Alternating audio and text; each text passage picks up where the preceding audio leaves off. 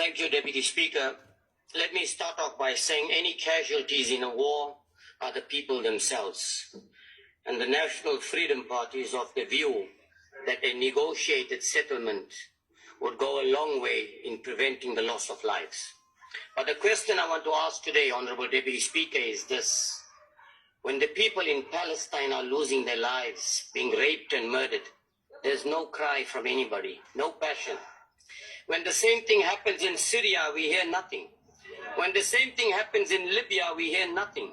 When the same thing happens in Iraq, we hear nothing. When the Ukrainians are violating the rights of other Ukrainians, particularly in the Donbass region, there's nobody crying for those people. What is the reason for that? What about India?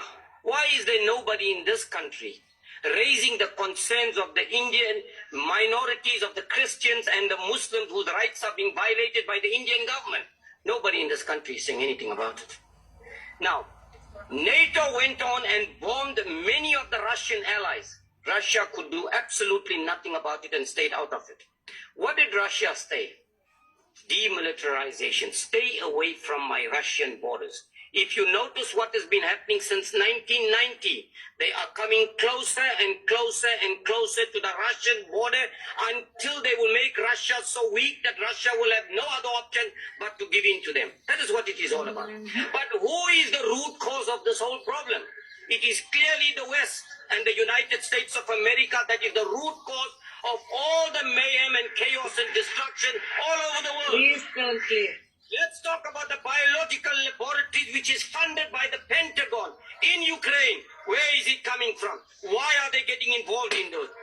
Let's talk about the number of people that were massacred by the Ukrainians who have been detained without trial. Nobody has said anything about that as well.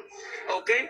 Let's talk about the shelling of the hospitals and the schools and the massacre and the mass graves that were found in Ukraine. Nobody says anything about that. Now, what is Russia asking for? Russia is saying, stay away from my borders and stay away from me. All you have been doing, and remember, Ukraine is being used as a fool by the United States and the West, and they're falling into the trap like many other countries have fallen in the trap previously, and that's what it is all about.